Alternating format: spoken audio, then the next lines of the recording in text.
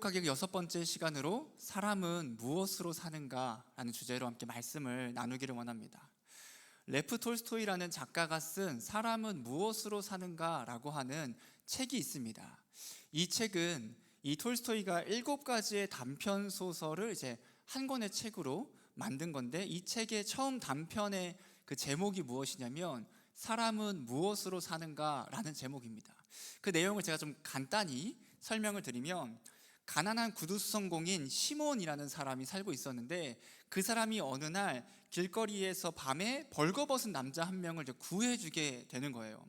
그리고 그를 불쌍히 여겨서 그를 집에 데려와서 밥도 사주고 함께 집에서 살기도 합니다.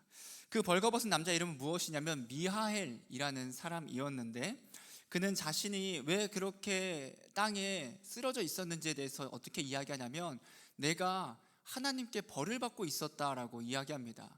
나중에 나오지만 이 미하엘이라는 사람은 사실은 원래 천사였던 거예요.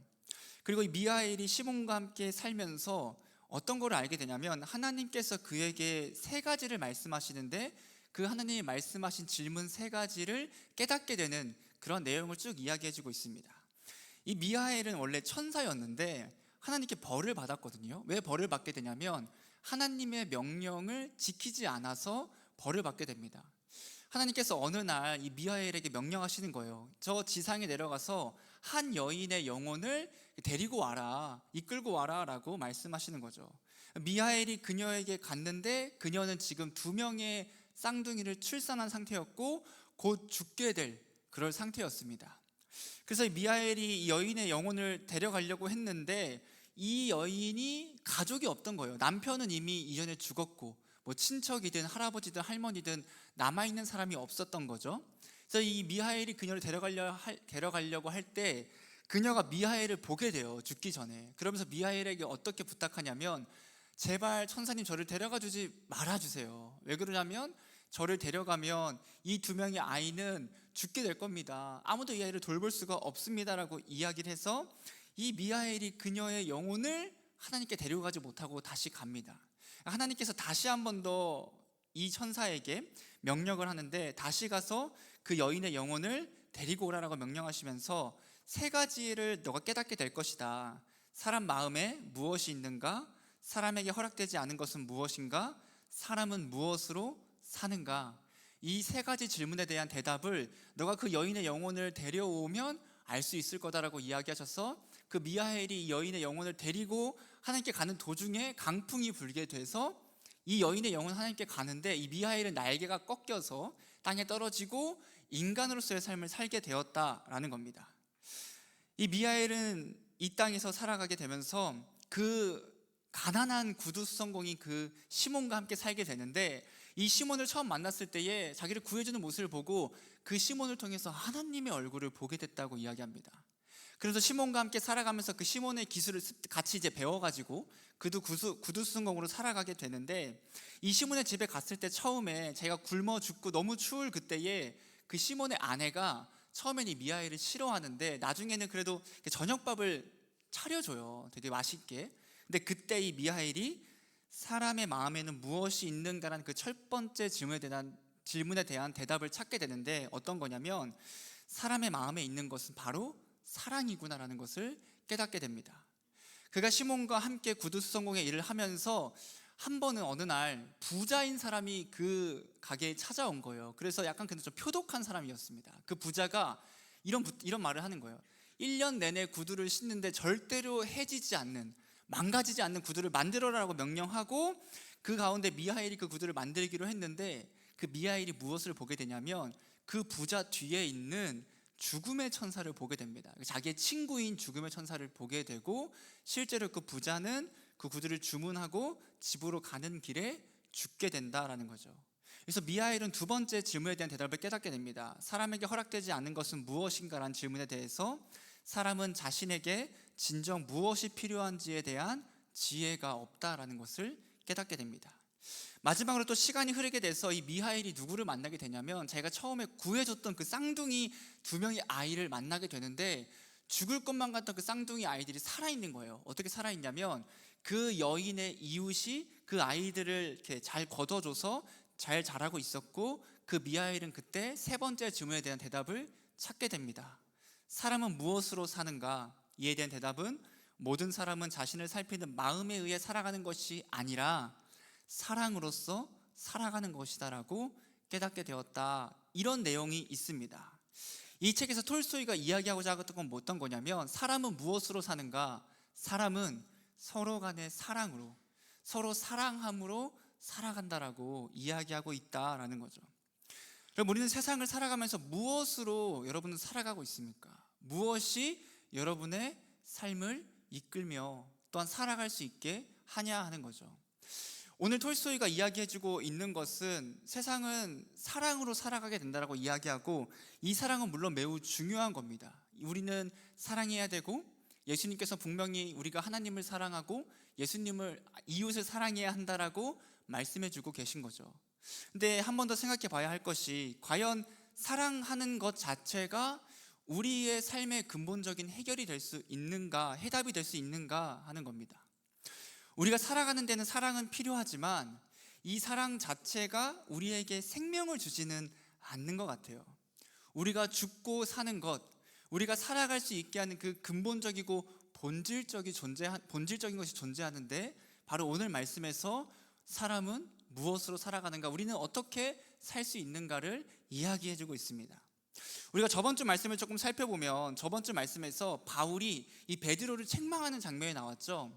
왜 책망하냐면 베드로가 이방인 그리스도인들과 함께 식사를 막 하고 있었습니다. 식사를 하는데 저 멀리서 율법주의적인 그 유대인 그리스도인들, 즉 야고보가 보냈다고 했다는 사람들이 오는 것을 보고 베드로가 그 자리를 떠나버렸다라는 거죠. 이러한 베드로의 행동의 문제는 무엇이었냐면 그가 결국은 그 이방인 그리스도인들을 어떻게 만든 거냐면 부정한 존재로 여겼다라는 거죠. 부정한 존재로 여기기 때문에 함께할 수 없었고 그 유대인 그리스도인들이 보기에 나는 부정한 사람이랑 함께하지 않는다고 나타낸 모습이다라는 거죠. 바울은 이 모습에 대해 근본적으로 어떻게 책망하고 있는 거냐면 베드로가 복음의 진리를 바르게 행하고 있지 않다. 베드로 당신이 지금 잘못된 복음의 모습을 보이고 있다라고 책망하고 있다라는 겁니다. 그래서 16절 말씀은 이어지는데 어떻게 말하고 있냐면 의롭게 됨에 대해서 말하고 있습니다. 우리 16절 말씀 함께 읽어볼까요? 사람이 의롭게 되는 것은 율법의 행위로 말미암음이 아니요 오직 예수 그리스도를 믿음으로 말미암은 줄 알므로 우리도 그리스도 예수를 믿나니 이는 우리가 율법의 행위로서가 아니고 그리스도를 믿음으로써 의롭다함을 얻으려 함이라. 율법의 행위로서는 의롭다함을 얻을 육체가 없느니라. 바울은 사람이 의롭게 되는 것에 대해서 이야기하는데 율법의 행위로 말미암음이 아니요 오직 예수 그리스도를 믿음으로 의롭게 된다라고 이야기합니다. 이 말씀을 통해서 바울은 두 가지를 대조하고 있거든요. 어떤 거냐면 율법의 행위로 의롭게 됨과 예수 그리스도를 믿음으로 의롭게 됨, 이 두 가지를 대조하면서 이야기합니다. 먼저 율법의 행함에 대해서 보면 율법의 행위라는 것은 무엇일까? 여기서 율법이라는 것은 당시의 모세 율법을 이야기합니다. 우리로 따지면 창세기, 출애굽기, 레위기, 민수기, 신명기와 같은 그런 모세 오경을 이야기한다고 할 수 있겠죠. 그 모세 율법을 어떻게 해야 되는 거냐면 모세 율법에서 행하라고 행하는 것은 다 행해야 되고 하지 말라고 하는 것은 하지 않는, 그렇게 율법을 철저히 지키며 살아가야만 구원받는다, 의롭다 여겨질 수 있다라고 이야기하고 있는 거죠. 여러분 당시의 유대인들은 대부분 이렇게 율법주의적인 생각을 가지고 있었습니다. 우리가 그 모세의 율법을 다 지키지 않으면 구원받을 수 없다. 우리는 모세의 율법을 지킴으로 구원받는다, 의롭다 칭함받는다라고 생각하고 있었고 그래서 예수님을 믿으면서도 율법의 행위에 벗어나지 못하는 거예요. 그러니까 예수를 믿어야 하지만 그 예수님을 믿고 또한 율법의 행위도 함께 해야 돼라고 믿고 그렇게 행동하고 있었다라는 거죠. 근데 바울은 어떻게 이야기하냐면 이렇게 율법의 행위로서는 너희가 절대 의롭다 여김받지 못한다, 의롭게 되지 못한다라고 이야기해주고 있는 거예요. 여러분 율법의 행위로서 의롭다 칭함받는다는 것은 우리에게 어떤 것을 이야기하고 있는 거냐면 너희들 조금만 더 노력해, 조금만 더 분발해, 조금만 더 힘을 내, 그러면 너가 너 스스로의 힘으로 분명히 구원을 이룰 수 있을 거야. 노력해봐, 열심히 살아봐, 열심히 해봐 라고 하면서 우리를 그 율법이 유혹하고 있는 거다라는 거죠. 성경은 분명히 우리에게 어떻게 이야기하냐면 우리의 행위로서, 우리의 행함으로서는 절대 구원받을 수 없다라고 이야기해주고 있습니다. 하지만 그럼에도 불구하고 수많은 사람들이 내가 행위를 통해서, 내가 어떤 것을 행함으로 인해서 구원을 받으려고 한다라는 거죠. 예수님도 믿으면서 내가 열심히 신앙생활을 하기 때문에 난 구원받을 거야. 예수님을 믿으면서 나는 교회에서 여러 가지 봉사를 하기 때문에 구원받을 거야. 예수님을 믿으면서 나는 헌금을 꼬박꼬박 잘 내기 때문에 구원받을 거야. 예수님을 믿으면서 예배에 한 번도 빠지지 않았기 때문에, 말씀을 철저히 지키는 삶을 살았기 때문에, 세상 가운데 사랑을 나타내고 사랑을 전하는 삶을 살았기 때문에 나는 구원받을 거야 라고 생각하며 살아간다라는 거죠. 나의 어떤 행동을 통해, 행동 때문에 내가 구원받는다라고, 의롭다 칭함받는다라고 많은 사람들이 생각하며 살아갑니다. 하지만 우리의 어떠한 행함도 절대 하나님 앞에 의롭다 칭함받을 수 없다는 겁니다. 왜 그럴까? 왜 우리의 행위가 하나님 앞에 의롭지 못한 걸까? 왜 행위를 통해서 구원받지 못하는 걸까? 여러분, 왜 그러냐면 어느 누구도 그 율법을 완전히 지키는 사람은 없기 때문이다라는 거죠. 이 세상에서 단 한 명의 사람도 하나님의 율법을 완전히 지키시는 사람은 없기 때문입니다.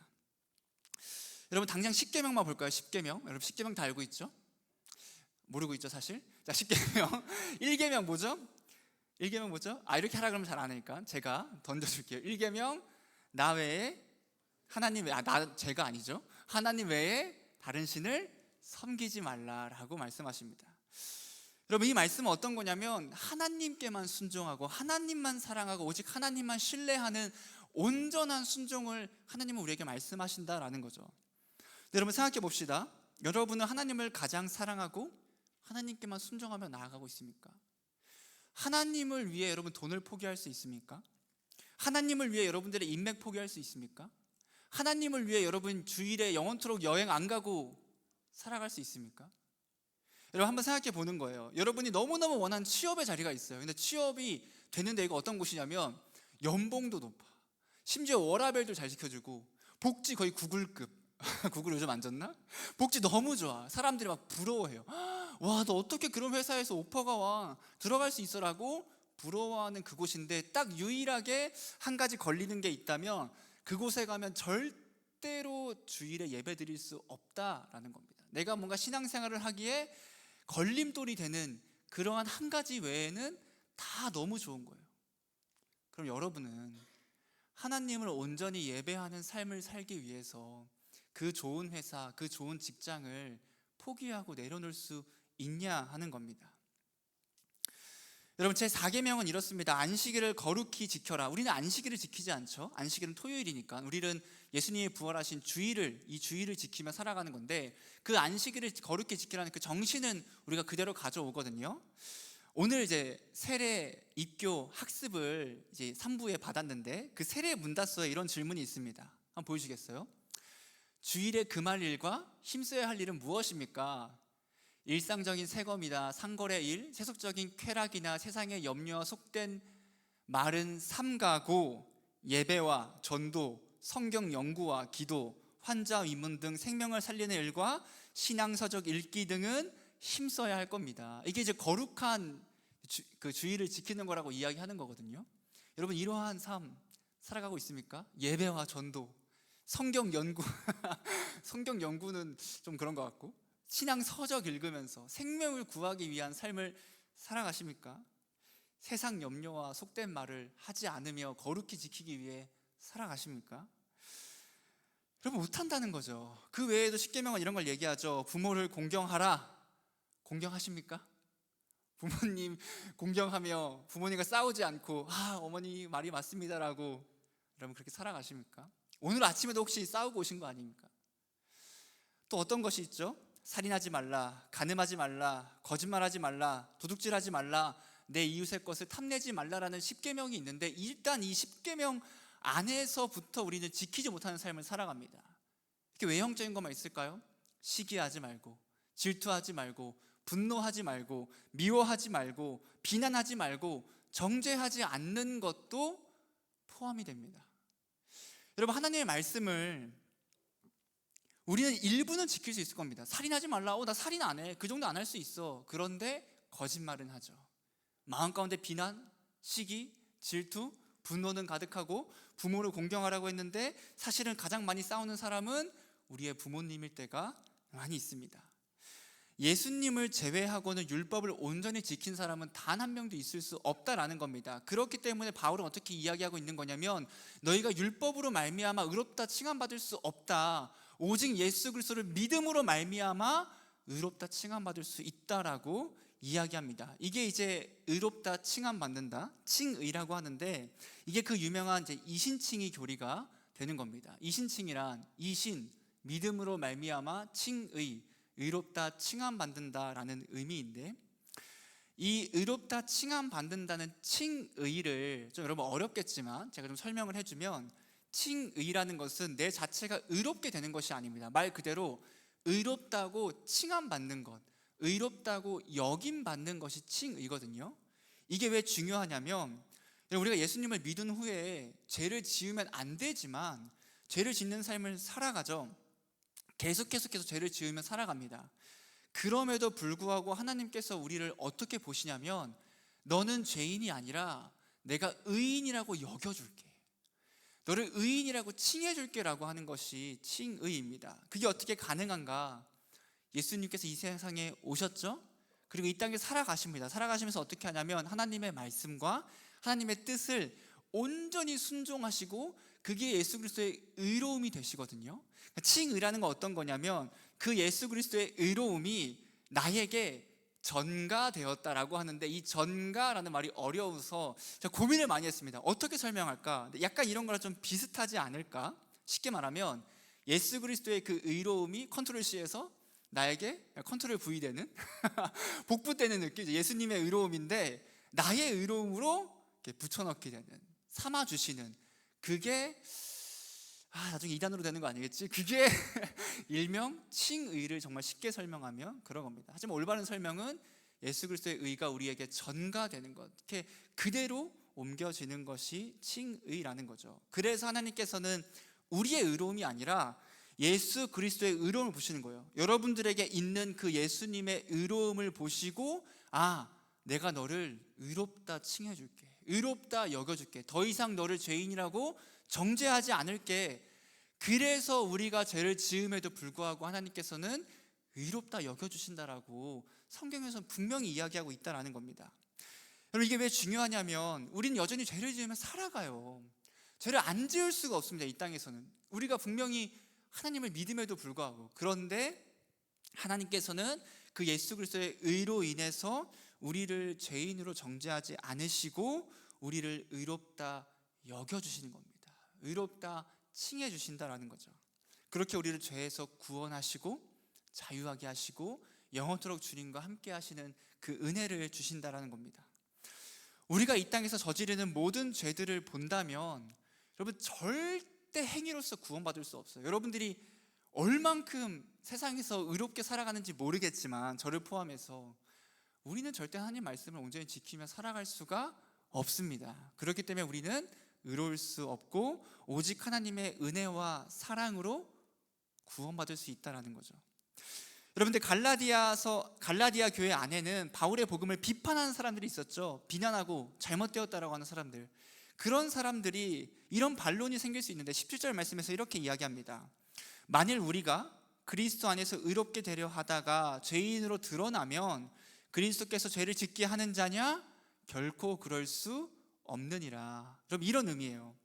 어떤 사람들이 바울의 말을 듣고 이렇게 이제 이야기하는 거죠. 그러면 만약에 율법을 행하지 않고 의롭게 될 수 있다면, 오직 믿음으로 말미암아 의롭게 된다고 한다면, 죄인들이 예수님을 믿음으로 말미암아 의롭게 된 이후에 계속 죄를 짓는다면 어떻게 할 거냐? 우리가 선을 행할 필요 없는 거냐? 그냥 내 마음대로 살면 되는 거 아닌가? 어차피 의롭게 됐는데 뭐하러 내가 열심히 살아야 하고, 뭐하러 착하게 살아야 하고, 뭐하러 선을 행해야 하는 건가라고 반론할 수 있겠죠. 그러면서 바울의 그 칭의가 죄를 조장하고 방종하고 방탕한 삶을 조장한다고 비판하는 사람들이 있었다라는 거죠. 여러분, 이게 실제로 이단들이 있는데, 이제 구원파라는 이단이 있습니다. 구원파. 이들은 어떤 거냐면, 죄 사함을 깨닫는 것이 구원이며 그렇게 구원받은 사람들은 다시는 회개할 필요가 없다라고 이야기합니다. 저희가 아니라 구원파라는 이단이 얘기하는 거예요. 그래서 그들은 더 이상 회개할 필요가 없고 회개하는 것은 오히려 죄책감을 가진 잘못된 마음이며 그러기 때문에 믿은 이후의 삶도 아무렇게 살아도 상관없다라고 하는 그런 구원파 이단이 있는데 바울이 그런 말을 하고 있는 건가 하는 겁니다. 바울이 이러한 비판에 대해서 어떻게 이야기하냐면 결코 그럴 수 없다. 결코 그럴 수 없다. 그러면서 18절에서 이렇게 이야기합니다. 만일 내가 헐었던 것을 다시 세우면 내가 나를 범법한 자로 만드는 것이라. 내가 예수님을 믿음으로 말미암아 의롭다 칭함 받은 이후에 내가 죄를 짓는다면 그것은 예수 그리스도의 책임이 아니고 내 스스로가 죄를 짓는 나의 책임이다 라는 겁니다. 어느 누구도 우리를 의롭다 칭해 주신 예수님을 비난할 수 없다라는 거죠. 여러분, 예수님을 믿음으로 의롭게 된다는 것은 사람들로 하여금 죄를 조장하고 방종의 삶을 살게 한다라고 오늘날에도 말하는 사람들이 있거든요. 근데 그거는 진짜 말도 안 되는 비판입니다. 왜 그러냐면 여러분, 예수님을 믿음으로 의롭게 되는 사람들은 어떠한 삶을 살아가는 거냐면 예수님과 연합된 삶을 살아가는 거거든요. 그 연합된 삶을 살아간다는 것은 그 사람에게 많은 변화가 일어난다는 것을 의미합니다. 예수님을 믿음으로 말미암아 의롭게 된 사람들은 죽음과 부활의 삶을 살아갑니다. 우리 19절부터 20절 말씀 앞에 보고 한번 같이 읽어볼까요? 내가 율법으로 말미암아 율법에 대하여 죽었나니 이는 하나님에 대하여 살려 함이라. 내가 그리스도와 함께 십자가에 못 박혔나니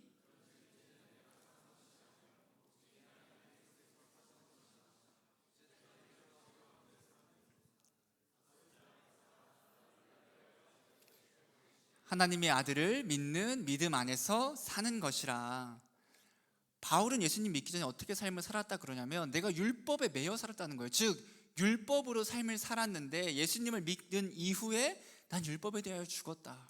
이제 나는 하나님에 대하여 살아간다. 즉 진짜 하나님으로 인해서 하나님을 위하여 살아간다라고 이야기합니다. 또 두 번째로 바울은 그리스도와 함께 십자가에 못 박혔다고 이야기합니다. 바울이 실제로 못 박힌 것은 아니죠. 이것은 바울이 예수님과 같이 그 옛 사람이 죽음을 맞이했고 그리스도가 부활하심과 같이 자기가 이제 새로운 삶을, 그 예수 그리스도를 믿는 삶을 살아가게 됨을 의미합니다.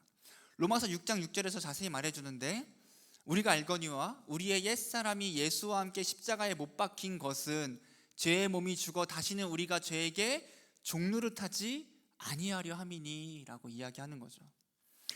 바울의 옛사람 옛자 죄인된 예수님을 믿기 전에 그 모습은 이제는 죽고 이제는 내가 없고 내가 이제는 그리스도와 함께 내 안에 그리스도가 살아가시는 것이다 라고 이야기하고 있는 겁니다. 바울은 자신이 이제 부활의 새 삶을 살아간다고 고백하고 있는 거예요. 여러분, 예수 그리스도와 연합한 삶을 살아가는 사람들은 어떤 삶을 살아가게 되냐면 방종과 죄의 조장이 아니라 이제는 죄를 깨닫는 삶을 살아가게 됩니다. 내 죄가 보이게 되고 그럼 어떻게 되죠? 그 죄를 가지고 애통해요. 나에게 이런 죄가 있었다니, 내가 이런 죄를 지으며 살아간다니라고 애통해하고 어떤 삶이 이루어지냐면 회개하는 삶을 살게 됩니다. 그리고 믿기 전과는 다른 거룩한 삶을 살고자 하는 그 마음이 생기고 그 거룩한 삶을 살기 위해서 애쓰고 힘쓰고 노력하며 살아간다라는 거죠. 만약에 그리스도를 믿는 사람이 믿음에도 불구하고 우리가 어떠한 변화를 가지려고도 하지 않는다, 노력도 하지 않는다, 그냥 똑같이 죄를 지으며 그 죄를 당연시 여긴다? 여러분, 그렇다면 그 사람은 복음을 제대로 깨닫지 못한 채 하나님께 불순종하는 삶을 살아가고 있는 거다라는 겁니다. 예수님과 연합한 우리는 성경적으로 말하면 다시는 죄를 지을 수 없는 거고, 더 정확히 이야기하면 죄를 짓고 싶은 마음이 생기지 않는다는 거예요. 예수님을 믿고 그분과 연합된 사람은 더 이상 과거의 그 죄를 짓던 모습으로 돌아가고 싶어 하지가 않습니다. 여러분, 이것은 의롭게 된 자로서의 반응이다라는 거죠. 예수님을 믿음으로 말미암아 의롭게 된 자들은 방종의 삶, 방탕의 삶, 죄의 조장의 삶을 살아가는 것이 아니라 내가 죄를 지어도 어차피 용서해 주시는데 막 살아도 되는 거 아니야? 그냥 막 행동해도 되는 거 아니야? 라고 살아가는 것이 아니라 오히려 그 죄인된 삶을 바라보고 다시는 그 죄인의 모습으로 돌아가고 싶어 하지 않는 마음, 다시는 내가 과거와 같이 그 악한 모습, 죄된 모습으로 돌아가고 싶어 하지 않는 모습을 살아간다라는 겁니다. 왜 그러냐면 우리가 예수님과 함께 그 십자가에 못 박혀서 내 옛 자아, 내 옛 삶의 모습은 죽었고 이제는 새로운 삶, 그 그리스도와 함께하는 삶으로 살아가기 때문입니다. 여러분, 우리 사람은 무엇으로 살아가는가? 우리가 어떻게 살아갈 수 있는가? 20절 하반절 말씀에 이렇게 말합니다. 나를 사랑하사 나를 위하여 자기 자신을 버리신 하나님의 아들을 믿는 믿음 안에서 살아간다라는 거죠. 우리는 예수님이 아니면 여러분 살 수 없는 존재들이다라는 겁니다. 예수님께서 자신의 목숨을 십자가에 바치시고 부활하셨고 우리가 그를 믿을 그때에 그로 말미암아 의롭다 칭함받으며 생명의 삶을 살아갈 수 있게 되는 겁니다. 모든 것이 오직 하나님의 사랑과 은혜에서 비롯된 것이고 우리의 공로는 단 하나도, 먼지 한 톨만큼도 없다라는 거죠. 바울은 그렇게 마지막에 다시 한번 우리가 어떻게 구원받았는지 이야기해 줍니다. 21절 말씀 우리 앞에 보고 마지막을 읽어볼까요? 내가 하나님의 은혜를 패하지 아니하노니 만일 의롭게 되는 것이 율법으로 말미암으면 그리스도께서 헛되이 죽으셨느니라. 그리스도인의 믿음은 십자가에 죽으신 예수 그리스도를 믿는 믿음입니다. 만약에 우리가 우리의 행함, 우리의 공로로서 구원받는다면 하나님의 은혜는 필요 없는 것이고 우리의 행함을 통해 구원받는다면 예수 그리스도의 십자가에 못 박히신 그 죽음은 의미 없는 죽음, 헛된 죽음이 될 뿐이라는 거죠. 왜죠? 그럼 예수님 왜 십자가에 못 박혀 돌아가셨습니까? 높임받기 위해서, 칭찬받기 위해서?